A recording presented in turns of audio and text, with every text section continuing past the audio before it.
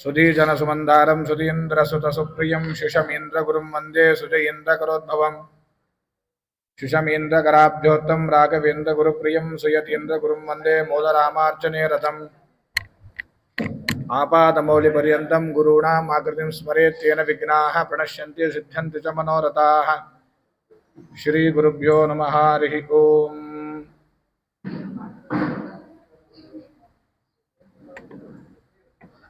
ಪರಮ ಪೂಜ್ಯ ಶ್ರೀಪಾದಂಗಳವರ ಪಾದಕಮಲದಲ್ಲಿ ಭಕ್ತಿಪೂರ್ವಕ ನಮಸ್ಕಾರಗಳನ್ನು ಸಲ್ಲಿಸ್ತಾ, ರಾಘವೇಂದ್ರ ವಿಜಯದ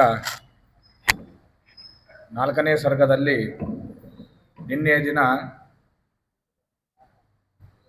ಈ ವೆಂಕಟನಾಥಾಚಾರ್ಯರ ವರ್ಣನೆಯನ್ನು ಮಾಡ್ತಾ ಇದ್ರು. ಎಲ್ಲ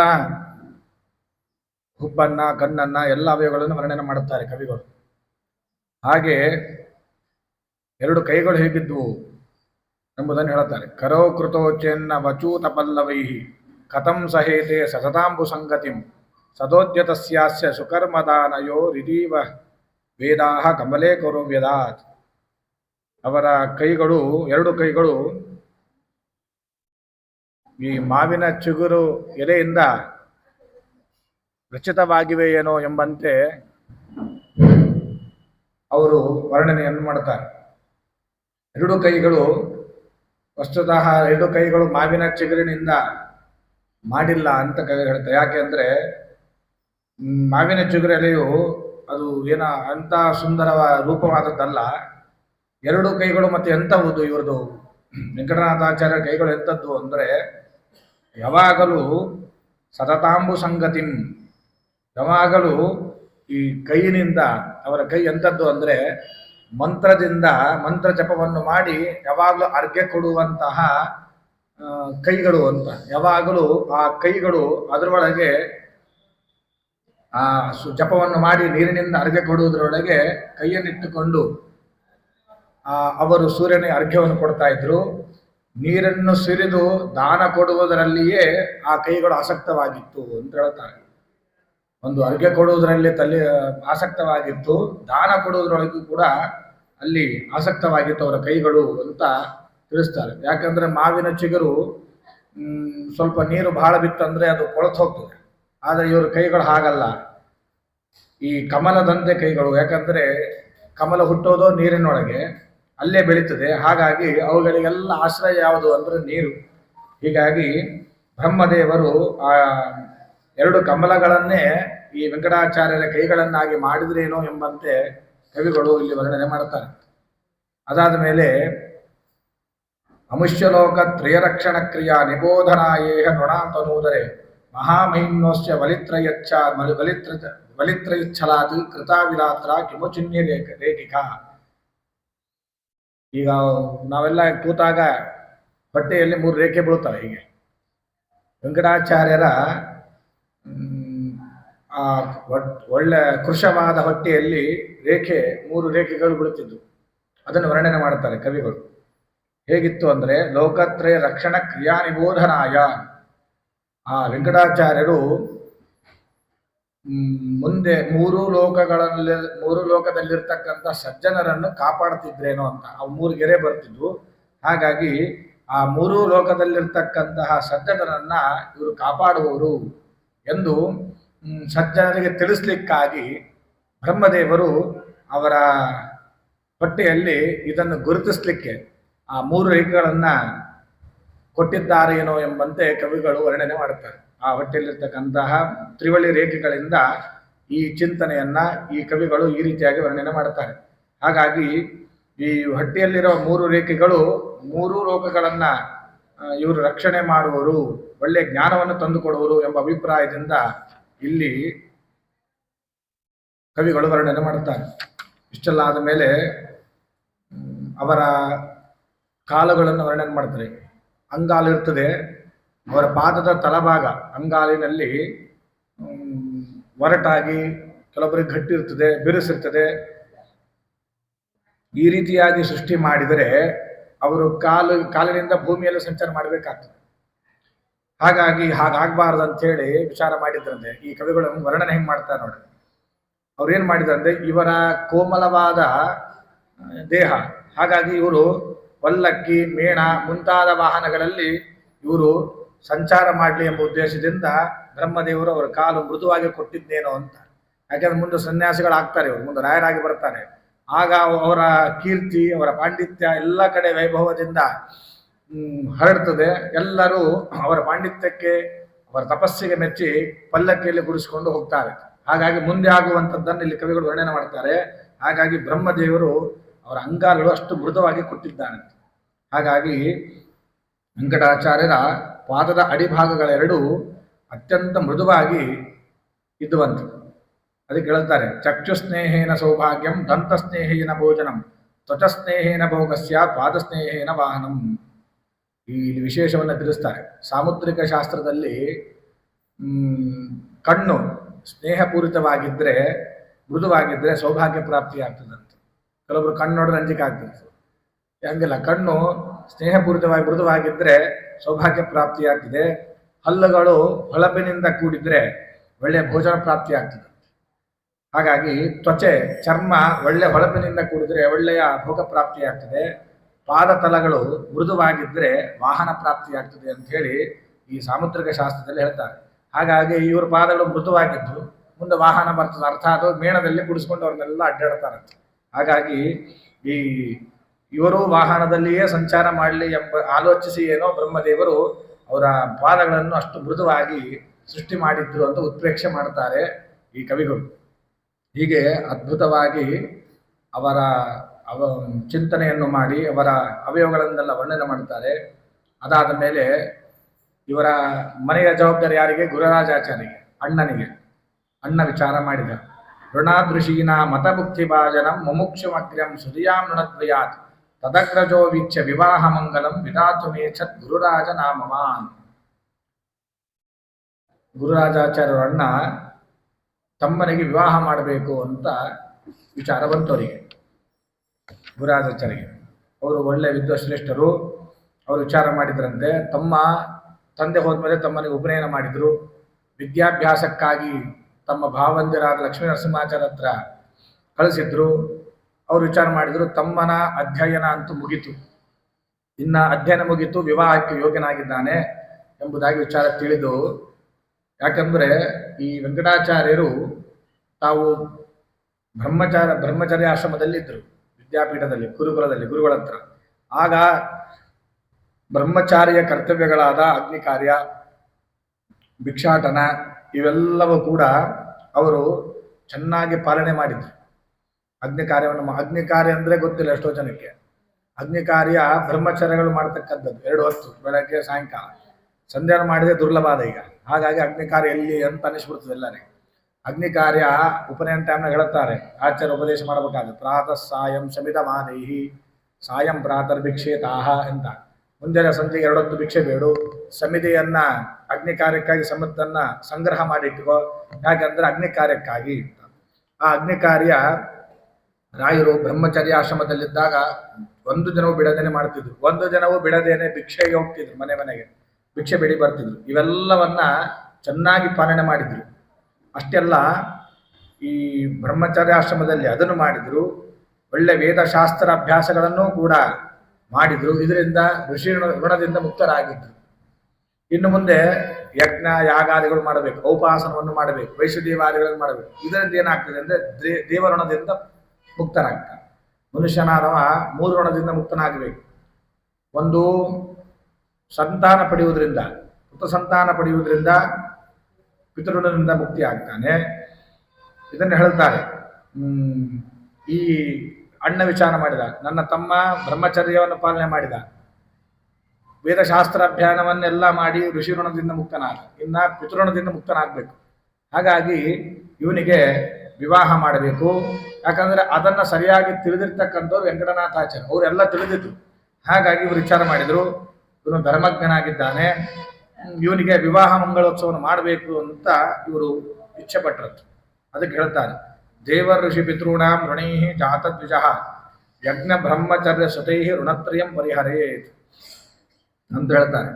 ದೇವ ಋಷಿ ಪಿತೃಗಳ ಋಣ ಸಹಿತವಾಗಿಯೇ ನಾವು ಹುಡ್ತೇವೆ. ಬ್ರಾಹ್ಮಣನಾದವ ಯಜ್ಞ, ಬ್ರಹ್ಮಯಜ್ಞ, ಈ ಪುತ್ರ ಪುತ್ರರಿಂದ ಈ ಋಣತ್ರಯವನ್ನು ಪರಿಹಾರ ಮಾಡ್ಕೊಳ್ಬೇಕು ಅಂತ ಹೇಳ್ತಾನೆ. ಯಾಕೆಂದ್ರೆ ಈ ವೆಂಕಟನಾಥಾಚಾರ್ಯರು ಬ್ರಹ್ಮಚರ್ಯವನ್ನು ಪಾಲನೆ ಮಾಡಿ ಅಲ್ಲಿ ಮಾಡುವಂತಹ ಕರ್ತವ್ಯಗಳನ್ನೆಲ್ಲ ಮಾಡಿ ಋಷಿ ಋಣದಿಂದ ಮುಕ್ತರಾಗ್ತಾರೆ. ಇನ್ನ ಪುತ್ರ ಸಂತಾನದಿಂದ ಪಿತೃಣದಿಂದ ಮುಕ್ತನಾಗಬೇಕು ಎಂಬ ವಿಚಾರ ಮಾಡಿಕೊಂಡು ಅಣ್ಣನಾದ ಗುರುರಾಜಾಚಾರ್ಯ ಇವರು ವಿವಾಹ ಮಾಡಬೇಕಂತ ವಿಚಾರ ಮಾಡ್ತಾರೆ. ಇಷ್ಟು ವಿಚಾರ ಮಾಡಿದ ಮೇಲೆ ಕನ್ಯೆಯನ್ನು ಹುಡುಕ್ಬೇಕು. ವಿವಾಹ ಮಾಡ್ಬೇಕಂತ ಏನೋ ಸಂಕಲ್ಪ ಮಾಡಿದ್ರು, ಜಗತ್ತಿನ ಎಲ್ಲರೂ ಸಂಕಲ್ಪ ಮಾಡ್ತಾರೆ, ಕನ್ಯೆ ಸಿಗ್ಬೇಕಲ್ಲ. ಆಗ ಇವರು ವಿಚಾರ ಮಾಡಿದ್ರು, ನನ್ನ ತಮ್ಮನಿಗೆ ವಿವಾಹ ಮಾಡಬೇಕು. ಆಗ ದೈವ ಸಂಕಲ್ಪ ಹೇಗಿದೆ ನೋಡ್ರಿ. ತದಾಗ್ರಹಾರೇ ಮಹನೀಯ ವೈಭವೇ ನಿಜಾಗ್ರಹಾರಸ್ಯ ಸಮೀಪವರ್ತಿನಿ ಲಲಾಸ ಕಾಚಿತ್ ಶಕುಲಸ್ಯ ಸದ್ಗುಣೈ ಸಮನ್ವಯವಾಯೇ ಜನಿತಾಗ್ರ ಕನ್ಯಕಾ. ಇವರು ವಿವಾಹ ಮಾಡಬೇಕಂತ ಸಂಕಲ್ಪ ಮಾಡಿದ್ರು. ಸಂಕಲ್ಪ ಆದ್ಮೇಲೆ ಕನ್ಯೆಯನ್ನು ಹುಡುಕ್ತಾ ಇದ್ರು, ಒಳ್ಳೆ ಕನ್ಯೆಯನ್ನು ಹುಡ್ಕೊಂಡ್ಬರ್ಬೇಕು ಅಂತ. ಆದ್ರೆ ಎಲ್ಲಿದ್ರು ಕನ್ಯೆ ಅಂದ್ರೆ ತದಾಗ್ರಹಾರೇ ಮಹನೀಯ ವೈಭವಿ. ಅವ್ರೇನು ಅಗ್ರಹಾರದಲ್ಲಿದ್ರು, ಅದೇ ಅಗ್ರಹಾರದಲ್ಲಿ ಎಲ್ಲ ಬ್ರಾಹ್ಮಣರು ಕೂಡಿರ್ತಕ್ಕಂಥ ದೊಡ್ಡ ಅಗ್ರಹಾರ. ಆ ಅಗ್ರಹಾರದಲ್ಲಿಯೇ ತಮ್ಮ ವಂಶಕ್ಕೆ ಅನುಗುಣವಾಗಿರುವಂತಹ ಒಳ್ಳೆಯ ವಂಶದಲ್ಲಿ ಹುಟ್ಟಿರ್ತಕ್ಕಂಥ ಕನ್ಯೆ ಇದ್ದಾಳೆ ಅಂತ ಸುದ್ದಿ ಗೊತ್ತಾಯ್ತು. ಅಣ್ಣನಿಗೆ ಸುದ್ದಿ ಗೊತ್ತಾಯ್ತು. ವಿಷಯ ವಿಚಾರ ಮಾಡಿ ಅವ್ರು ವಿಚಾರ ಮಾಡಿದಂತೆ ಒಳ್ಳೆಯ ಉತ್ತಮ ಗುಣ ಇದೆ, ಒಳ್ಳೆಯ ಸಂಸ್ಕಾರ ಇದೆ, ಒಳ್ಳೆ ವಂಶದಲ್ಲಿ ಹುಟ್ಟಿದ್ದಾಳೆ. ಹಾಗಾಗಿ ಇವಳು ನಮ್ಮ ತಮ್ಮನಿಗೆ ಪಾಣಿಗ್ರಹಣ ಮಾಡಿಕೊಳ್ಳಿಕ್ಕೆ ಯೋಗ್ಯಳಿದ್ದಾಳೆ ಅಂತ ವಿಚಾರ ಮಾಡಿ ಅವರು ಆಲೋಚನೆ ಮಾಡಿದ್ರಂತೆ. ಅದು ಹೇಳಿದ್ದಾರೆ, ವಿವಾಹಶ್ಚ ವಿವಾದಶ್ಚ ಸಮಯೋರೇವ ಶೋಭತೆ ಅಂತ ಮೊನ್ನೆ ಹಿಂದೆ ಒಂದು ಮಾತು ಹೇಳಿದ್ದೆ. ಮದುವೆ ಮತ್ತು ವಿವಾದ ಇವೆರಡು ಸಮರಿಗೆ ಉಂಟಾಗಬೇಕು, ಈಕ್ವಲ್ ಕ್ವಾಲಿಟಿ ಇರ್ಬೇಕು. ಅಂದ್ರೆ ಏನಾಗ್ತದೆ, ಅದು ಶೋಭನೆ ಆಗ್ತದೆ, ಇಲ್ಲಾಂದ್ರೆ ಕಷ್ಟ. ಹಾಗಾಗಿ ಇವರು ವಿಚಾರ ಮಾಡಿದ್ರು, ಆ ಕನ್ಯೆಯನ್ನ ನಾವು ಕೇಳೋಣ ಅಂತ ವಿಚಾರ ಮಾಡಿದ್ರು. ಸಮುದ್ರ ಪತ್ನಿ ಭವಿತೇತಿ ಸಾದರಂ ಪ್ರಸಾದ್ಯವಾಣಿ ಮಸೃಜತ್ವಿತೇತಿ ವಾ ಸರೋವರೇನ ರಿವೇತಿ ವಾ ಪುನಃ ಸರಸ್ವತೀತ್ಯೇವ ಜುಹಾವತಾಂ ಜನಃ. ಹೇಳ್ತಾರೆ ಮುಂದೆ ಈ ತನ್ನ ತಮ್ಮನಿಗೆ ಹೆಂಡತಿಯಾಗಿ ಬರುವಂಥವಳು ಯಾರಂದ್ರೆ ಸರಸ್ವತಿ ಅಂತ. ಅವಳು ಕೂಡ ವಿಶೇಷ ಸರಸ್ವತಿಯ ಸನ್ನಿಧಾನ ಇತ್ತಂತ ಅವಳಲ್ಲಿ.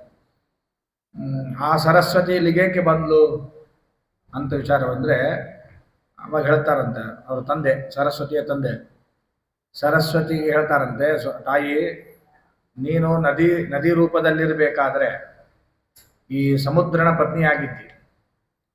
ಈಗ ಮನುಷ್ಯ ದ್ವೇಹ ಸ್ವೀಕಾರ ಮಾಡಿದಾಗಲೂ ಕೂಡ ನೀನು ಸಮುದ್ರ ಮುದ್ರೆಯಿಂದ ಕೂಡಿದವ ಅಂದ್ರೆ ಅರ್ಥಾತ್ ಶಂಖಚಕ್ರ ಗದಾಪದ್ಮ ಧಾರಣೆ ಮುದ್ರೆಯನ್ನು ಧರಿಸಿಕೊಳ್ಳುವವನ ವೈಷ್ಣವನ ಪತ್ನಿಯಾಗಬೇಕು, ಇದು ನನ್ನ ಅಭಿಲಾಷೆ ಅಂತ ಇವರು ಈ ಸರಸ್ವತಿಯನ್ನು ಇದ್ದಾಳ ಅವರ ಕನ್ಯೆಯ ತಂದೆ ಸರಸ್ವತಿಯನ್ನು ಪ್ರಾರ್ಥನೆ ಮಾಡಿದಂತೆ.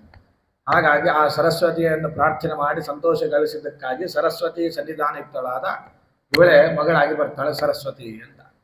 ಹಾಗಾಗಿ ಶಂಖಚಕ್ರ ಗದಾಪದ್ಮ ಧಾರಣೆ ಮಾಡೋ ವೈಷ್ಣವನ ಪತ್ನಿ ಆಗ್ಬೇಕಂತ ಅಪೇಕ್ಷೆ. ಇದು ವಿಚಿತ್ರ. ಆಗೆಲ್ಲ ಹಂಗೆ ಕೇಳ್ತದೆ, ಮುದ್ರೆ ಹಚ್ಕೊಳ್ಳೋ ಹುಡುಗ ಸಿಗಲಿ ಕನ್ಯಾ ಸಿಗಲಿ ಅಂತ. ಈ ಮುದ್ರೆ ಹಚ್ಕೊಳ್ಳೋ ಹುಡುಗ ಇದ್ದಂದ್ರೆ ದೂರ ಸರಿ ಅಂತಾರೆ ಅಷ್ಟು. ಮುದ್ರೆ ಹಚ್ಕೋತೆ ದೂರ ಸರಿ, ಮಡಿ ಮಾಡ್ತೀಯ ದೂರ ಸರಿ, ಇದೆಲ್ಲ ಯಾಕೆ ಆಗ್ತದೆ ಅಂದ್ರೆ ಆಗಲ್ಲ. ಹಾಗೆ ಕಲಿಯುಗ ಒಂದು ಕತೆ ಬರ್ತದೆ. ಅಲ್ಲರಿ ಎಲ್ಲ ಆಚಾರ್ಯರು ಮಡಿ ಮಡಿ ಮಡಿ ಅಂತಾರೆ, ಏನ್ ಲಾಭ ಇದು ಅಂತ ಬಹಳ ಜನ ತಲೆ ಇರ್ತದೆ. ಏನ್ ಲಾಭ ಇದು, ಅವನು ಬಂದ ನೋಡಪ್ಪ ಅವ್ನು ಮುಗಿಸಿ ಕಳಿಸಿಬಿಡು, ಈ ತಿರಸ್ಕಾರ ಭಾವನೆಯಿಂದ ನಾವೆಲ್ಲ ಮಾಡ್ತೀವಿ. ಸದಾಚಾರ ಬ್ರಾಹ್ಮಣ ಅನುಷ್ಠಾನವುಳ್ಳ ಬ್ರಾಹ್ಮಣ ಇದ್ರೆ ಎಷ್ಟು ಲಾಭ ಅಂದ್ರೆ ಕಥೆ ಪುರಾಣದಲ್ಲಿ ಬರ್ತದೆ. ಗಂಡ ಹೆಂಡತಿ, ಗಂಡ ಶಾಸ್ತ್ರಕ್ಕೆ ವಿರುದ್ಧವಾದ ಯಾವುದೇ ಕಾರ್ಯಗಳನ್ನು ಮಾಡ್ತಿರ್ಲಿಲ್ಲ. ಅಷ್ಟು ಪದ್ಮಪುರಾಣದಲ್ಲಿ ಬರ್ತದೆ. ಯಾವುದೇ ಕಾರ್ಯಗಳನ್ನು ಮಾಡ್ತಿರ್ಲಿಲ್ಲ, ಏನು ಶಾಸ್ತ್ರ ಹೇಳಿರ್ತದೋ ಅದನ್ನೇ ಮಾಡ್ತಿದ್ದ. ಹೀಗಿರಬೇಕಾದ್ರೆ ಒಬ್ಬ ಗಂಡ ಹೆಂಡತಿ ಇದ್ರು. ಹಾಗೆ ಆ ಊರಿನಲ್ಲಿ ಎಲ್ಲ ಬ್ರಾಹ್ಮಣರು ಹೋಮ ಹವನ ಇತ್ಯಾದಿ ಎಲ್ಲ ಸದಾಚಾರಗಳಿದ್ರು. ಆ ಸಂದರ್ಭದಲ್ಲಿ ಒಬ್ಬ ನಿತ್ಯ ಹೋಮ ಮಾಡ್ತಿದ್ದ. ಹೋಮ ಮಾಡಿ ತಮ್ಮ ಕೆಲಸಕ್ಕೆ ಹೋಗ್ತಿದ್ರು, ಆದರೆ ನಿತ್ಯ ಅಂತ ಹೋಮ ಮಾಡ್ತಿದ್ದ. ಹೀಗಿರಬೇಕಾದ್ರೆ ಅವನಿಗೆ ಹೋಮ ಮಾಡ್ತಾ ಇರಬೇಕಾದ್ರೆ ಸ್ವಲ್ಪ ಅವನಿಗೆ ಶೌಚಕ್ಕೆ ಹೋಗ್ಬೇಕಾಯ್ತು, ಕೈ ಕಾಲಿಗೆ ಹೋಗ್ಬೇಕಾಯ್ತು. ಏನು ಮಾಡಬೇಕು? ಒಬ್ಬ ಕೆಲಸಕ್ಕೆ ಇದ್ಲು, ರಾಜ ಹೇಳಿದ, ಇಲ್ಲ ನಾನು ಹೋಗಿ ಬರ್ತೀನಿ, ಸ್ವಲ್ಪ ನೋಡ್ತಾ ಇರು, ಹೋಮಕುಂಡ ಇತ್ಯಾದಿಗಳು ಮುಟ್ಟಬಾರದು ಬೇರೆ ಪ್ರಾಣಿ ಪಕ್ಷಿ. ಆಯ್ತು. ಆ ಸಂದರ್ಭದಲ್ಲಿ ಅವಳಿಗೆ ಶೌಚ ಅವಸರ ಆಗ್ತದೆ. ಏನ್ ಮಾಡ್ಬೇಕಂತೇಳಿ ಅವಳ ಮೂತ್ರವನ್ನೇ ಅಲ್ಲಿ ಒಯ್ದಿಟ್ಬಿಡ್ತಾರೆ. ಇವನೇನ್ ಮಾಡ್ದ, ಬಂದು ಅದು ತುಪ್ಪ ಅಂತ ತಿಳಿದ, ತಿಳಿದು ಆಹುತಿ ಹಾಕಿ ಪ್ರಾರಂಭ ಮಾಡಿದ. ಹಾಕಿದ ಮೇಲೆ ಅದರಿಂದ ಬಂಗಾರ ಬರ್ಲಿಕ್ಕೆ ಪ್ರಾರಂಭ ಆಯ್ತು. ಆಶ್ಚರ್ಯ ಆಯ್ತು, ಏನು ಇಷ್ಟು ಬಂಗಾರ ಬರ್ತದೆ, ಇಷ್ಟು ಬಂಗಾರ ಬರ್ತದೆ, ಬಂಗಾರ ಅಂತ ಬರ್ಲಿಕ್ಕೆ ಬಿಟ್ಟು ಬಂಗಾರ ತಗೊಳ್ಳಿಕ್ಕೆ ಪ್ರಾರಂಭ ಮಾಡಿದ. ಯಾರಿಗೆ ಹೇಳಬೇಡ ಅಂತ. ಈಗ ಏನಾಯ್ತು? ಇಲ್ಲ, ನಾನು ಬೈದ. ಏನಾಯ್ತು? ಹಿಂಗ್ಯಾಕಾಲ ಆಯ್ತು? ಇಲ್ಲ, ನಾನು ಹಿಂಗಾಯ್ತು, ನಾನು ಹಿಂಗೆ ಮಾಡಿದೆ. ಆಯ್ತು, ಅದೆಲ್ಲ ಮಾಡಿದಲ್ಲಿ ಬಿಟ್ಬಿಡು, ಯಾರಿಗೆ ಹೇಳಕ್ಕೆ ಹೋಗಬೇಡ. ಯಾಕಂದ್ರೆ ಎಲ್ಲರೂ ಅದರಿಂದ ಹೋಮ ಮಾಡಿ ಬಂಗಾರ ಅವರು ಗಳಿಸ್ಕೊಂಡ್ಬಿಟ್ರೆ ನಾನೊಬ್ಬನೇ ಬಂಗಾರ ತಗೋಬೇಕಂತ ಬುದ್ಧಿ ಬಂದ್ಬಿಡ್ತು. ಯಾರಿಗೂ ಹೇಳಬೇಡ ಇದೆ. ಆಯ್ತಂತ ಹೋಮ ಮಾಡಿದ್ರು ಬಂಗಾರ. ಎಲ್ಲರೂ ಶ್ರೀಮಂತರ ಗೊತ್ತಾಯ್ತು. ಒಬ್ರಿಂದ ಹೆಣ್ಮಕ್ಳಿಗೆ ನಿಂದಿರ್ತದ ಅದು, ಒಬ್ರಿಗೆ ಹೇಳಿ ಎಲ್ಲರೂ ಅದು ಮೂತ್ರದಿಂದ ಹೋಮ ಮಾಡ್ಲಿಕ್ಕೆ ಪ್ರಾರಂಭ ಮಾಡಿದ್ರು, ಬಂಗಾರ ಮಾಡ್ಲಿಕ್ಕೆ ಹತ್ತು ಶ್ರೀಮಂತರಾಗ್ಬಿಟ್ರು. ಆದ್ರೆ ಅವರಲ್ಲಿ ಗಂಡ ಅಂತ ಇಬ್ಬರೇ ಇತ್ತು. ಅವರು ಒಳ್ಳೆ ಸದಾಚಾರ ಸಂಪನ್ನರು, ಶಾಸ್ತ್ರ ಏನು ಹೇಳ್ತದೆ ಅದನ್ನು ಮಾಡಿದ್ರು. ಹೆಂಡತಿ ಅಂದಲ್ರಿ, ಎಲ್ಲರೂ ಬಿಲ್ಡಿಂಗ್ ಮೇಲೆ ಬಿಲ್ಡಿಂಗು ಬಂಗಾರ ಎಲ್ಲ ಹಾಕೊಂಡು ಬರ್ಲಿಕ್ಕೆ ನಾವು ಇನ್ನೂ ಇದ್ರೊಳಗೆ ಇದ್ದೀವಿ, ನೀವು ಮೂತ್ರದಿಂದ ಹೋಮ ಮಾಡಿಬಿಟ್ರಲ್ಲ, ಬಂಗಾರ ಬರ್ತದೆ. ಅವ್ರು ಅಂದ, ಇಲ್ಲ ನಾ ಮಾಡಲ್ಲ, ಶಾಸ್ತ್ರ ನಡೀತದೆ, ಆಕಳು ತುಪ್ಪನಿಂದ ಹೋಮ ಮಾಡಿ ನಾ ಮಾಡ್ತೀನಿ. ನಿಮ್ಮ ಮನೆ ಬಾರಿ ಇಷ್ಟ ಆಯ್ತು, ಕಟ್ಕೊಂಡಂಗಿಂದ ಏನು ನನ್ನ ಸುಖನೇ ಪಟ್ಟಿಲ್ಲ ಅಂತ ಇವಳು ಅಂತಿರಲ್ಲ, ಬೈದ್ಲು. ಆಗ ಅವನಂದ, ಇಲ್ಲ, ಶಾಸ್ತ್ರ ವಿರೋಧ ಬಿಟ್ರೆ ಪಾಪ ಬರ್ತದೆ, ನಾ ಮಾಡಲ್ಲ. ಬೈತಾಳೆ. ಎಲ್ಲರೂ ಮಾಡಿದವರು ಅಲ್ಲೇ, ನೀವೇನು ದೊಡ್ಡದು ಅಂತ ಅಂತಾರೆ. ಅಂದ ಮೇಲೆ ಅವನಂದ ಶಾಸ್ತ್ರ ವಿರುದ್ಧ ಮಾಡದಿದ್ರೆ ಈ ಊರಿನೊಳಗೆ ನಾವಿದ್ದೀವಿ ಅಂತೇಳಿ ಊರು ಆರಾಮದ ಅಂತ ಹೇಳ್ತಾನೆ ಅವನು. ಬೇಕಾದ ಪರೀಕ್ಷೆ ಮಾಡು, ನಾವಿಬ್ಬರು ಈ ಊರು ಬಿಟ್ಟು ಹೋದ್ಮೇಲೆ ಊರು ಬೆಂಕಿ ಹತ್ತದ ಅಂತ ಹೇಳ್ತಾನೆ. ಯಾಕೆ ಅದು ಯಾವುದೋ ಕಾಲದಾಗಿತ್ತು, ಈ ಕಾಲದಾಗಿಲ್ಲ. ಇಲ್ಲ ಸರಿ ಅಂತ ಹೇಳಿ ನಾವಿಬ್ಬರು ಗಂಡೆ ಅಂತ ಊರು ಬಿಡ್ತಾರೆ ಸಾಮಾನು ಸಹಿತವಾಗಿ. ಊರು ಬಿಟ್ಟ ಮೇಲೆ ಬೆಂಕಿ ಹತ್ತಲ್ಲ. ಹೆಂಡಿತಿ ಅಂದು ಹೇಳಿಲ್ಲ, ಎಲ್ಲಿ ಹತ್ತದ ನಿಮ್ದು? ಆಗ ಏನೋ ಇತ್ತು, ಈಗೆಲ್ಲ ಆಗಲ್ಲ. ಇಲ್ಲ, ನೀ ಏನೋ ಮರ್ತು ಬಂದು ವಿಚಾರ ಮಾಡು. ಇಲ್ರಿ, ನಮ್ಮ ಚಪ್ಪಲಿ ಬಿಟ್ಟು ಬಂದೀನಿ ಅಂತ. ಹೋಗಿ ಹಾಕೊಂಬ. ಅವಳು ಚಪ್ಪಲಿ ಹಾಕೊಂಡು ಬಂದ ತಕ್ಷಣ ಊರಿಗೆ ಬೆಂಕಿ ಹತ್ತಿಬಿಡ್ತು. ಆಗ ಬ್ರಾಹ್ಮಣ ಅಂದ, ನೋಡು, ನಿತ್ಯ ಅನುಷ್ಠಾನ ಉಳ್ಳ ನಾವಿಬ್ರು ಶಾಸ್ತ್ರ ಏನು ಹೇಳ್ತದೆ ಅದನ್ನೇ ಮಾಡ್ತಾ ಬಂದೀವಿ. ನಾವಿಬ್ರು ಊಟ ಬಿಟ್ಟು ಬರೋದಲ್ಲ. ನಿನ್ ಚಪ್ಪಲಿ ಇದ್ದದಕ್ಕೆ ಊರ ರಕ್ಷಣೆ ಇತ್ತು. ನಿನ್ ಚಪ್ಪಲಿ ಹೊರ ಬಂದ್ಮೇಲೆ ಊರೇ ಬೆಂಕಿ ಆಯ್ತು ಅಂತ ಹೇಳ್ತ. ಹಾಗಾಗಿ ಈ ಕತೆ ಏನ್ ಹೇಳ್ತದೆ ಅಂದ್ರೆ, ಅನುಷ್ಠಾನವುಳ್ಳ ಬ್ರಾಹ್ಮಣರು, ಆಚರಣೆ ಮಾಡುವಂತ ಬ್ರಾಹ್ಮಣರು ಅಕ್ಕಪಕ್ಕ ಇದ್ದಾರಂದ್ರೆ ಅದು ಸುಭಿಕ್ಷೆ ಇರ್ತದೆ. ಅದೇನಂತ ಅನ್ಕೋತ ಕೂತ್ರೆ ಅಲ್ಲಿ ಹೆಂಗೆ ಏನಾಗ್ತದೆ? ಇದೆಲ್ಲ ಪುರಾಣದಲ್ಲಿ ಬರೋ ಕಥೆ ಇದು. ಆ ಊರಿಗೆ ಆಪತ್ತು ಬಂತು ಅಂತ ಕಥೆ ಹೇಳ್ತದೆ. ಹಾಗೆ ಒಬ್ಬ ಅನುಷ್ಠಾನವುಳ್ಳ ಬ್ರಾಹ್ಮಣ, ನಾವು ಯಾಕೆ ಇದನ್ನು ಹೇಳ್ತೀವಿ ಅಂದ್ರೆ, ಅನುಷ್ಠಾನ ನಮ್ಮ ಕೈಲ ಎಲ್ಲರೂ ಮಾಡಬೇಕು. ಆಗದೇ ಇದ್ರೆ ಮಾಡೋರಿಗಾದ್ರೂ ಸಹಕಾರ ಕೊಡಬೇಕು. ಸಹಕಾರ ಕೊಟ್ರೆ ಏನಾಗ್ತದೆ? ನಾವು ಆರಾಮಿರ್ತೀವಿ, ಅವರು ಆರಾಮಿರ್ತೀವಿ, ಊರು ಆರಾಮಿರ್ತೀವಿ. ಹಾಗಾಗಿ ಈಗೆಲ್ಲ ಇರ್ತದೆ ನೋಡ್ರಿ, ಆಚಾರ್ಯಗಳೇ ಅಂದ್ಮೇಲೆ ಒಂದು ಹೈಗ್ರ ಮಾಡಿಸ್ಬಿಡ್ತಾರೆ ಮಡಿಲೆ. ಇಲ್ಲೆಲ್ಲ ಭರ್ತಿ ಇರ್ತದೆ ಭಕ್ಷ್ಯ. ಯಾಕೆ ಅಂದ್ರೆ ಆಚಾರ ಮಡಿ ಅವರೊಬ್ರು ಸಲ ಮತ್ತೆಲ್ಲಿ ಮಾಡಿಸ್ಬೇಕಂತ ಇರ್ತದೆ. ಇವೆಲ್ಲ ಏನಾಗ್ತದೆ, ನಾವು ಇಲ್ಲಿ ಪಂಚಭಕ್ಷ್ಯ ತಿಂದುಬಿಟ್ಟು ಅಲ್ಲಿ ಆಚರಣೆ ಮಾಡುವಂಥ ಆಚಾರ್ಯಗಳು ಯಾವುದೋ ಒಂದು ಸಣ್ಣ ಮಾಡಿ, ಇದರಿಂದ ಏನಾಗ್ತದೆ ಅಂದ್ರೆ, ನಾವು ಮಾಡುವಂತಹ ಸದಾಚಾರವುಳ್ಳ ಬ್ರಾಹ್ಮಣರಿಗೆ ನಾವೇ ಬೆನ್ನೆಲುಬಾಗಿ ನಿಲ್ಲದಿದ್ರೆ ಊರು ಸುಭಿಕ್ಷೆಯಿಂದ ಇರ್ಲಿಕ್ಕೆ ಸಾಧ್ಯನೇ ಇಲ್ಲ. ಈ ಕಥೆಯಿಂದ ನಮ್ಗೆ ಗೊತ್ತಾಗ್ತದೆ. ಹಾಗಾಗಿ ಇಲ್ಲಿ ಪ್ರಸ್ತುತ ಇಲ್ಲಿ ಏನು ಒಂದು ಸಂದರ್ಭಕ್ಕೆ ಬಂದಾಗ ಹೇಳಿದೆ. ಅದಕ್ಕೆ ಇಲ್ಲಿ ಅವನು ಕೇಳ್ಕೊಂಡಿದ್ದಂತೆ, ವೈಷ್ಣವನ ಪತ್ನಿ ಆಗ್ಬೇಕು, ನೀನು ಮುದ್ರೆ ಧರಿಸಿಕೊಳ್ಳುವಂತಹ ವೈಷ್ಣವನ ಪತ್ನಿ ಆಗ್ಬೇಕಂತ ಬೇಡ್ಕೊಂಡಿದ್ದ. ಹಾಗಾಗಿ ಇದು ನನ್ನ ಅಭಿಲಾಷೆ ಅಂತ ಬೇಡ್ಕೊಂಡಿದ್ದಕ್ಕೆ ಸರಸ್ವತಿ ಅವನ ಪ್ರಾರ್ಥನೆಗೆ ಸರಸ್ವತಿ ಸನ್ನಿಧಾನ ಪಾತ್ರಳಾದ ಇವಳನ್ನ ಎಲ್ಲರೂ ಸರಸ್ವತಿ ಅಂತ ಕರೀಲಿಕ್ಕೆ ಪ್ರಾರಂಭ ಮಾಡಿದ್ದಂತೆ. ಹಾಗಾಗಿ ಈ ಕನ್ಯೆಯನ್ನ ಸರಸ್ವತಿ ಅಂತ ಹೆಸರು. ಆ ಕನ್ಯೆಯನ್ನ ಹೋಗಿ ಇವನು ಬೇಡ್ದ, ನನ್ನ ತಮ್ಮನಿಗೆ ವಿವಾಹ ಮಾಡಿಕೊಡ್ಬೇಕು ಅಂತ. ಇವಳೆಂಥವಳು? ವಿವೇಕ ನೈಪುಣ್ಯ ವಿನೀತ ದಾಕ್ಷಿಣಿ ಪತೀಶ ಭಾವ ಪ್ರಮುಖಾನಿಜಾಗುಣ ಸುಜಾತ ಮಾತ್ರ ಅಭಿಶೋಭನಾಕೃತೆ ಸಮೇತರಾಸ್ತಿ ಸಫಲಾ ಇವಾಸತೆ. ಇವಳಿಗೆ ಒಳ್ಳೆ ವಿವೇಚನ ಇತ್ತಂತೆ, ಸಂಸ್ಕಾರ ಇತ್ತಂತೆ ಈ ಕನ್ಯೆಗೆ, ಸರಸ್ವತಿಗೆ. ಯುಕ್ತಾಯುಕ್ತ ಪರಿಜ್ಞಾನ ಇತ್ತು, ಯಾವುದು ಮಾಡಬೇಕೋ ಯಾವುದು ಮಾಡಬಾರ್ದು ಎಂಬುದಾಗಿ ಪರಿಜ್ಞಾನ ಇತ್ತು. ಯಾವುದು ಒಳ್ಳೆಯದು ಯಾವುದು ಕೆಟ್ಟದ್ದು ಎಂಬುದಾಗಿ ವಿವೇಚನೆ ಇತ್ತು. ಒಳ್ಳೆ ವಿನಯ ಇತ್ತು. ದೊಡ್ಡವರು ಸಣ್ಣವರು ಎಂಬ ಭಾವನೆ ಇತ್ತು. ಸಣ್ಣವರಲ್ಲಿ ಪ್ರೀತಿ ಇತ್ತು, ಹಿರಿಯರಲ್ಲಿ ಗೌರವವಿತ್ತು. ಇನ್ನೊಬ್ಬರಲ್ಲಿ ಸರ್ವಥಾ ಬೇಡ್ತಿದ್ದಿಲ್ಲ ಅಂತೇವಳು, ಅಥವಾ ಇನ್ನೊಬ್ರು ಯಾರೋ ಕಷ್ಟದಲ್ಲಿದ್ದರೆ ಅದನ್ನ ನೋಡಿ ಕೂಡ್ತಿರ್ಲಿಲ್ಲ ಅಂತ, ಅವಳ ಸಹಾಯಕ್ಕಾಗ್ತಿದ್ಲಂತ. ಹಾಗಾಗಿ ಒಳ್ಳೆ ಗುಣಗಳಿದ್ದು ಅವರಲ್ಲಿ. ಅಂತಹ ಗುಣಗಳಿಂದ ಕೂಡಿರ್ತಕ್ಕಂಥವಳು ಈ ಸರಸ್ವತಿ, ಈ ಕನ್ಯೆ. ಇವಳು ಇವೆಲ್ಲ ಆಕೆಗೆ ಸ್ವಭಾವತಃ ಹುಟ್ಟಿನಿಂದಲೇ ಆ ಗುಣಗಳು ಅವಳಲ್ಲಿ ಇದ್ದು ಅಂತ ಹೇಳ್ತಾರೆ. ಹಾಗಾಗಿ ಅಲ್ರಿ ಎಲ್ಲರಂತೂ ಬೇರೆ ಸ್ತ್ರೀಯರಲ್ಲೂ ಇರ್ತದೆ, ಇದೇನು ದೊಡ್ಡದು ಅಂತ ಅನಿಸ್ಬೋದು. ಬೇರೆ ಸ್ತ್ರೀಯರಲ್ಲಿ ಏನಿರ್ತದೆ ಅದಕ್ಕಿಂತ ಅಸಾಧಾರಣವಾದ ಯುಕ್ತಾಯುಕ್ತತೆಯ ಬಗ್ಗೆ, ಗುಣಗಳ ಬಗ್ಗೆ ಇವಳಲ್ಲಿ ಜ್ಞಾನ ಇತ್ತು ಅಂತ ತಿಳಿಸ್ತಾರೆ. ಈ ಈ ಸಂದರ್ಭದಲ್ಲಿ ಇದ್ರಾಗ ಬರ್ತದೆ ಭಾಗವತದಲ್ಲಿ. ಗುರುಗಳು ಯಾರು ಅಂತ ಬಂದಾಗ, ಒಬ್ಬ ಹುಡುಗ ಕನ್ಯೆಯನ್ನು ನೋಡ್ಲಿಕ್ಕೆ ಬರ್ತಾನೆ. ಕನ್ಯೆಯನ್ನು ನೋಡ್ಲಿಕ್ಕೆ ಬಂದಾಗ ಹುಡುಗಿ ಮನೆಯಲ್ಲಿ ತಂದೆ ತಾಯಿ ಇಲ್ಲ, ಹೊರ ಹೋಗ್ಬಿಟ್ಟಿದ್ದಾರೆ. ಬಂದುಬಿಟ್ಟಿದ್ದಾರೆ ಗಂಡನ ಕೇಳು, ಇಲ್ಲ ಹಿರಿಯರು ಯಾರಿಲ್ಲ, ಕೂಡ್ರಿ ಕೂಡಿಸಿ ಬರ್ತಾರೆ. ಏನಾದ್ರೂ ಹಾಕ್ಬೇಕಲ್ಲ ಅದು ತಿನ್ಲಿಕ್ಕೆ, ಮನೇಲಿ ಏನು ಪದಾರ್ಥಗಳಿಲ್ಲ. ಏನು ಮಾಡಿದ್ದು, ಈ ಭತ್ತ ಕುಟ್ಟಿ ಅವಲಕ್ಕಿ ತೆಗಿವಾಗ ಅವಾಗೆಲ್ಲ ಆ ಕುಟ್ಟಿ ಹಿಂಗ ಹೊಡಿಲಿಕ್ಕೆ ಪ್ರಾರಂಭ ಮಾಡ್ತಾರೆ. ಅಲ್ಲಿ ಅದು ಬಳೆ ಹಾಕೊಂಡಿದ್ಲು, ಒಂದಕ್ಕೊಂದು ತಾಗಿ ಶಬ್ದ ಬರ್ಲಿಕ್ಕೆ ಪ್ರಾರಂಭ ಆಯ್ತು. ಶಬ್ದ ಬರ್ಲಿ ಹಾಕಿ ವಿಚಾರ ಮಾಡಿದ್ಲು, ನಾನು ಈಗ ಕುಡಿತಿದ್ರೆ ಮನೆಗೆ ಅನ್ಕೋತಾರ, ಏನಪ್ಪ ಮನೆಗೆ ಏನು ದವಸ ನಾನು ಇಲ್ಲೇನೋ, ಈಗ ಕುಟ್ಟಿ ತೆಗಿಲಿಕ್ಕತ್ತಾಳಕ್ಕೆ ಅಂತ ಅವ್ರು ಅನ್ಕೋತಾರ. ನನ್ನ ತಂದೆ ಕೀರ್ತಿ ಮರ್ಯಾದೆ ಒಳ್ಳೆ ಮಾಡಿದ್ರೆ ಬೆಳೆ ತೆಗೆದಿಟ್ಲ, ಮತ್ತೆ ಕುಟ್ಲಿಕ್ಕೆ ಪ್ರಾರಂಭ ಮಾಡಿಲ್ಲ. ಸಾಕಷ್ಟು ಹಾಕೊಂಡಿದ್ಲು, ಎರಡೆರಡು ತೆಗೆದಿಟ್ಲು, ಇನ್ನೂ ಸ್ವಲ್ಪ ಇದ್ದು ಒಂದಕ್ಕೊಂದು ಬಡ್ದು ಮತ್ತೆ ಶಬ್ದ ಬರ್ಲಿಕ್ಕೆ ಮತ್ತೆ ತೆಗೆದ್ಲಂತೆ, ಮತ್ತೆ ಕಡೆಗೆ ಒಂದೊಂದು ಹಾಕೊಂಡ್ಲಂತೆ, ಕುಟ್ಟಿದ್ಲಂತೆ ಶಬ್ದ ಬರಲಿಲ್ಲ. ಅದಕ್ಕೆ ವಿವೇಕ ಮನೆ ಒಳಗೆ ಬಂದಾಗ ಹೇಗಿರಬೇಕು, ಇದರಿಂದ ಒಂದು ತತ್ವ ಸೂಚನೆ ಮಾಡ್ತಾರೆ.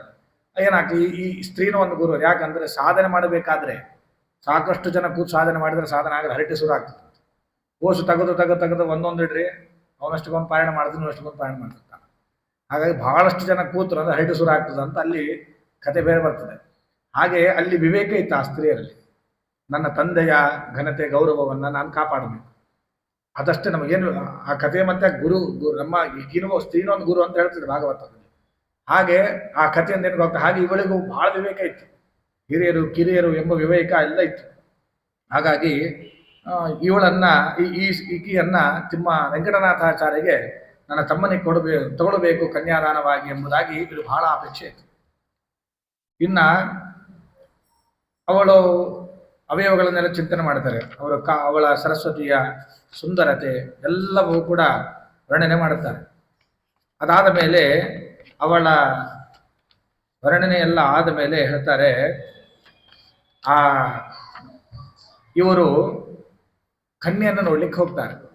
ಯಾರು? ಸರಸ್ವತಿ ದೇವಿ ಮಾತುಕತೆ ನಮ್ಮ ತಮ್ಮನಿಗೆ ತಂದು ಕೊಡ್ಬೇಕಂತ ಇವ್ರು ಕೇಳ್ಕೊಳ್ತಾರೆ. ಆಯ್ತು ಅಂತ ಹೇಳಿ ಪ್ರಯತ್ನ ಮಾಡ್ತಾ ಇದ್ದ. ತಾಮದ್ವಿವೀಕ್ಷು ಸೌರಭೌ ಸಮಾಗತೆ ವಡೂರತಾನಾಂಚ ಚತುಷ್ಟ ಎಂಬುದ ವಿಧಾಯ ಭಾಷ್ಯಂ ಲಿಖಿತಿ ಸ್ಮ ವೆಂಕಟೋ ವಿಕಲ್ಪಿತಂ ಸಿಂಧು ನನಿ ನಿಮಜ್ಜನಂ. ವೆಂಕಟಾಚಾರ್ಯರು ಕೂಡ ಇವಳನ್ನೇ ವಿವಾಹ ಮಾಡಬೇಕಂತ ಮಾಡ್ಕೋಬೇಕಂತ ಸಂಕಲ್ಪ ಮಾಡಿದರು. ವಸಂತ ಋತು ಬಂತು. ವೆಂಕಟಾಚಾರ್ಯರು ಸಮಾವರ್ತನ ಅಂದರೆ ಸೋಡು ಮುಂಜುವಿಕ್ಕಿಂತ ಮುಂಚೆ ಮಾಡಬೇಕಾದ ಪ್ರಜಾಪತ್ಯ, ಸೌಮ್ಯ, ಆಗ್ನೇಯ, ವೈಶ್ವದೇವ ಎಂಬ 4 ಬ್ರಹ್ಮಚರ್ಯ ವ್ರತಗಳನ್ನು ಸಂತೋಷದಿಂದ ಮಾಡ್ತಾರೆ. ಇವು ಸೋಡು ಮುಂಜೆಗಿಂತ ಮುಂಚೆ ಮಾಡುವಂತಹ ಬ್ರಹ್ಮಚರ್ಯ ವ್ರತಗಳು. ಈಗಿನ ಕಾಲದಲ್ಲಿ ನಿಂತು ಹೋಗಿದೆ ಆ ವ್ರತಗಳು. ಅನಂತರ ಇವರು ಮದುವೆಗೋಸ್ಕರ ಪತ್ರಿಕೆ ಬರಬೇಕು, ಯಜ್ಞ ಪತ್ರಿಕೆ, ನಿಶ್ಚಯ ಪತ್ರಿಕೆ, ಅದನ್ನು ಬರೆದು ಹೇಳ್ತಾರೆ, ನಾವು ವಿವಾಹಕ್ಕಾಗಿ ನಿಶ್ಚಯವಾಗಿ ನಿಮ್ಮಲ್ಲಿ ಬರ್ತೇವೆ ಅಂತ ಆ ಪತ್ರಿಕೆಯನ್ನು ತಯಾರು ಮಾಡಿ ನೀವು ಮದುವೆಯ ತಯಾರಿಯನ್ನು ಮಾಡತಕ್ಕದ್ದು ಅಂತ ಬೀಗರಿಗೆ ಬರೆದು ಕೊಟ್ಟು ಕಳಿಸಿದ್ರಂತೆ. ಅದನ್ನ ಬರೆದು ಬೀಗರಿಗೆ ಕೊಟ್ಟು ಕಳಿಸ್ತಾರೆ. ಇಷ್ಟಾದ ಮೇಲೆ ವೆಂಕಟಾಚಾರ್ಯರು ಈ ಕನ್ಯೆಯ ಊರಿಗೆ ಪ್ರವೇಶ ಮಾಡುತ್ತಾರೆ. ಸಗೋಪಿಕಾಂಬಿಕಾಗ್ರಜ ಸುಹೃಜ್ಜನಿ ಸಮನ್ವಿತ ಉಪಾವಿಶಸ್ವ ಪೂಜಿತೋ ಉದೈವ ಕನ್ಯಕಾಪದಂ. ಇವರು ಸಂತೋಷದಿಂದ ಗೋಪಿಕಾಂಬ ಅಕ್ಕ ಮತ್ತು ಅಣ್ಣ ಗುರುರಾಜಾಚಾರ್ಯರ ಜೊತೆಯಲ್ಲಿ ತಮ್ಮ ಬಂಧು ಬಾಂಧವರಿಂದ ಕೂಡಿಕೊಂಡು ಆ ವಧುವಿನ ವಾಸಸ್ಥಳ ಅಗ್ರಹಾರಕ್ಕೆ ಪ್ರವೇಶ ಮಾಡ್ತಾರೆ. ಒಳ್ಳೆಯ ಗುರ ಮುಹೂರ್ತದಲ್ಲಿ ಪ್ರವೇಶ ಮಾಡ್ತಾರೆ. ಆಗ ಎಲ್ಲ ವಧು ಕನ್ಯಾ ಪಕ್ಷದವರೆಲ್ಲರೂ ಕೂಡ ಸ್ವಾಗತಕ್ಕೆ ನಿಂತಿರ್ತಾರೆ. ವೆಂಕಟಾಚಾರ್ಯರನ್ನ ವಿಶೇಷವಾಗಿ ಸತ್ಕಾರ ಮಾಡ್ತಾರೆ. ಆಗ ಎಲ್ಲರೂ ಬಂದು ಈ ವರನನ್ನ ವೆಂಕಟಾಚಾರ್ಯರನ್ನ ನೋಡ್ಲಿಕ್ಕೆ ನಿಲ್ತಾರೆ. ಊರಿನ ಮಂದಿ ಬಂದು ಎಲ್ಲರೂ ಅವರನ್ನು ಸ್ವಾಗತ ಮಾಡಲಿಕ್ಕೆ ಎಲ್ಲರೂ ಬಂದು ನಿಲ್ತಾರೆ. ಹೀಗೆ 4ನೇ ಸರ್ಗದಲ್ಲಿ ಆ ಪ್ರವೇಶ ಮಾಡುವುದನ್ನು ಹೇಳಿ ಕೊನೆಯ ಸರ್ಗ 5ನೇ ಸರ್ಗ ಅಲ್ಲಿ ಹೇಳ್ತಾರೆ, ನಿರೀಕ್ಷಣ ಅತರ್ವಿವಾಹ ಸಮುತ್ಸುಕ ಕನ್ಯಕಾ ಗುಣಾಮಣಿ ಪಿತರು ನಿಜ ಮಂದಿರಾಜು. ವೆಂಕಟನಾಥರು ಮತ್ತು ತಮ್ಮ ಬಂಧು ಬಾಂಧವರೊಂದಿಗೆ ಅಗ್ರಹಾರವನ್ನು ಪ್ರವೇಶ ಮಾಡ್ತಾರೆ. ಅಲ್ಲಿ ತಮಗಾಗಿ ಒಂದು ಮನೆ, ವರಣ ಪಕ್ಷ ಅಂತ ಒಂದು ರೂಮ್ ಇರ್ತದೆ ನೋಡ್ರಿ, ಎಲ್ಲ ಕನ್ಯಾ ಮಂಟಪ, ವರನಿಗಾಗಿ ಉಳಿದ ಮ್ಯಾಲ ರೂಮ್ನಾಗ ಇರ್ತಾರೆ. ಹಾಗೆ ವರನಿಗಾಗಿ ಒಂದು ಮನೆ ಮಾಡಿದ್ರು, ಅಲ್ಲಿ ಪ್ರವೇಶ ಮಾಡುತ್ತಾರೆ. ಶ್ರೇಷ್ಠ ಈ ಸರಸ್ವತಿಯ ತಂದೆ ಅವರಂತ ವಿಚಾರ ಮಾಡ್ತಿದ್ರು, ಯಾವಾಗ ನನ್ನ ಮಗಳು ವಿವಾಹ ಆಗ್ತದೋ, ಯಾವಾಗ ನನ್ನ ಮಗಳು ವೆಂಕಟನಾಥಾಚಾರ್ಯರ ಪಾಣಿಗ್ರಹಣ ಮಾಡ್ತಾಳೋ ಅಂತ ಅವರಿಗೂ ಒಂದು ಉತ್ಸಾಹ ಇತ್ತು. ಇಲ್ಲಿ ಸರಸ್ವತಿಗೂ ಇಚ್ಛೆ ಇತ್ತು, ನಾನು ಲಗ್ನ ಆದರೆ ವೆಂಕಟನಾಥಾಚಾರ್ಯಗೆ ಲಗ್ನ ಆಗಬೇಕು ಎಂಬುದಾಗಿ ಅವಳು ಕೂಡ ಬಹಳ ಉತ್ಸುಕತೆಯಿಂದ ಇದ್ಲು. ಹೀಗೆ ಆನಂದ ಪಡ್ತಾ ಇವರಿಗೆ ಇಳಿಸಿರ್ತಕ್ಕಂಥ ವರ್ಣ ರೂಮಿನಲ್ಲಿ ಇವರು ಇಳಿತಾರೆ. ಬಂಧು ಬಾಂಧವರು ಅಲ್ಲಿ ವಾಸವನ್ನು ಮಾಡ್ತಾರೆ. ತದನಂತರ ಈ ವರನನ್ನ ನೋಡ್ಬೇಕಂತ ಹೇಳಿ ಕುತೂಹಲದಿಂದ ತಂದೆ ತಾಯಿಗಳೆಲ್ಲ ಬರ್ತಾರೆ. ನೀವೆಲ್ಲ ನೋಡಿರ್ತೀವಿ, ಬಂಧು ಬಾಂಧವರೆಲ್ಲ ವರನ್ ನೋಡಿರ್ಲಿಲ್ಲ ಅಂದ್ರೆ ಎಲ್ಲರೂ ಬಂದು ನಿಂತು ನೋಡಿದ್ರೆ ಹುಡುಗ ಯಾರು ಅಂತ. ಆಗೆಲ್ಲ ಹೆಂಗಿತ್ತು, ಫೋಟೋ ಇರಲಿಲ್ಲ, ವಿಡಿಯೋ ಕಾಲ್ ಇರಲಿಲ್ಲ, ಏನಿರಲಿಲ್ಲ. ತಂದೆ ತಾಯಿಯೇ ನೋಡಿದ್ದಿಲ್ಲ, ಯಾರು ಹುಡುಗಿ ತಂದೆ ತಾಯಿ ವರ ಬಂದಿದ್ದಾನೆ ಅಂತ ಹೇಳಿ ಸರಸ್ವತಿಯ ತಂದೆ ತಾಯಿ ಬಂದು ನೋಡ್ತಾ ಇದ್ದಾರೆ. ಹುಡುಗ ವೆಂಕಟಾಚಾರ್ಯನ ನೋಡಬೇಕು ಅಂತ ಸಂತೋಷದಿಂದ ಬಂದು ಅವನನ್ನ ನೋಡ್ತಾ ಇದ್ದಾರೆ. ಆಗ ವೆಂಕಟಾಚಾರ್ಯರು ನೋಡ್ರಿ, ವಿಚಾರ ಮಾಡ್ರಿ, ವಯಸ್ಸಿನಲ್ಲಿ ಬಹಳ ಕಿರಿಯರು ಅತ್ತೆ ಮಾವ.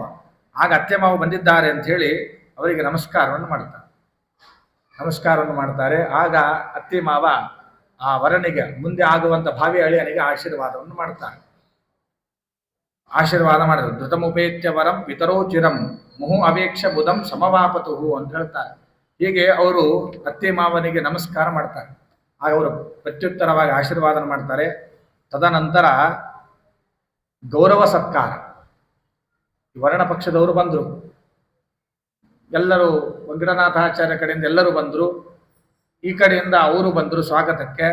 ಅಲ್ಲಿ ಸೇರಿರುವ ಜನರು ಬಂಧು ಬಾಂಧವ, ಕೆಲವೊಬ್ಬರು ಸಮಾನ ವಯಸ್ಕರಿದ್ರು, ಕೆಲವೊಬ್ಬರು ದೊಡ್ಡವರಿದ್ರು, ಕೆಲವೊಬ್ಬರು ಸಣ್ಣವರಿದ್ರು. ಅವರವರ ಸಮಾನ ವಯಸ್ಸಿಗೆ ತಕ್ಕಂತೆ ಗೌರವಗಳನ್ನ ಸತ್ಕಾರಗಳನ್ನು ಮಾಡ್ತಾರೆ. ಸಮಾನ ವಯಸ್ಕರಿದ್ರೆ ಆಲಿಂಗನ ಇತ್ಯಾದಿಗಳು ಮಾಡ್ಕೋತಾರೆ. ಹಿರಿಯರಿದ್ರು ಕಿರಿಯರಿದ್ರು ಅಂದ್ರೆ ಹಿರಿಯರಿಗೆ ಕಿರಿಯರು ನಮಸ್ಕಾರ ಮಾಡ್ತಾರೆ, ಹಿರಿಯರು ಕಿರಿಯರಿಗೆ ಆಶೀರ್ವಾದವನ್ನು ಮಾಡ್ತಾರೆ. ಇದು ಬಹಳ ವಯಸ್ಸಾದವರಿದ್ರಂದ್ರೆ ಕಿರಿಯರು ಅವ್ರ ಕೈ ಹಿಡ್ಕೊಂಡ್ಬಂದು ಗೌರವ ಮಾಡೋದು, ನಡೆಸೋದು ಇತ್ಯಾದಿಗಳು ಅಲ್ಲಿ ನಡೀತಂತೆ.